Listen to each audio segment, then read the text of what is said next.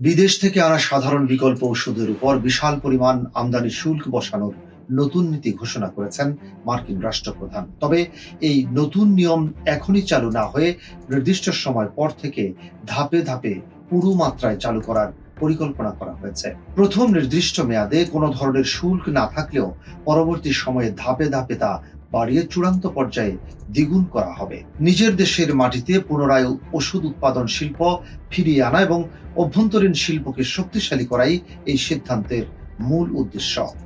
নির্দিষ্ট সময়সীমার মধ্যে নতুন কারখানা না গড়ে তুললে সংশ্লিষ্ট উৎপাদনকারী প্রতিষ্ঠানগুলোকে কঠিন শাস্তির মুখোমুখি হতে হবে।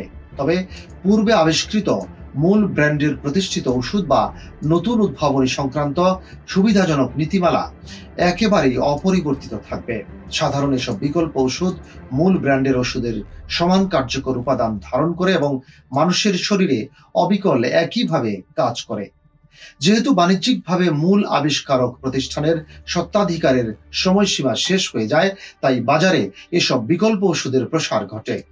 নীতিটি দ্রুত কার্যকর করা হলে বিশ্বজুড়ে ওষুধ সরবরাহে নেতৃত্ব দেওয়া এশীয় প্রতিবেশী দেশটির সবচেয়ে বড় ব্যবসায়িক ধাক্কা খেত। কারণ আন্তর্জাতিক বাজারে ওষুধ সরবরাহে বিখ্যাত এই দেশের তৈরি মোট সাধারণ ওষুধের বিশাল অংশ মার্কিন যুক্তরাষ্ট্রের রপ্তানি হয়। মার্কিন বাজারে ব্যবহৃত প্রায় অর্ধেক পরিমাণ বিকল্প ওষুধই এশীয় এই বৃহৎ শিল্প নির্ভর দেশ থেকে নিয়মিত আমদানি করা হয়ে থাকে। বিগত বছরে বিশ্বজুড়ে বিকল্প ওষুধ বিদেশে পাঠিয়ে যে আয় হয়েছে তার অর্ধেকেরও কাছাকাছি আয় এসেছে মার্কিন দেশের বাজার থেকে। নতুন বাণিজ্যিক নীতির কারণে মার্কিন বাজারের উপর নির্ভরশীল বিদেশি ওষুধ রপ্তানিকারক দেশগুলো বেশ উদ্বিগ্ন ও চিন্তিত হয়ে পড়েছে। মার্কিন প্রশাসনের এমন কঠোর মনোভাবের ফলে আগামীতে বৈশ্বিক ওষুধ বাণিজ্য এবং অর্থনীতিতে বড় ধরনের পরিবর্তনের আভাস পাওয়া যাচ্ছে।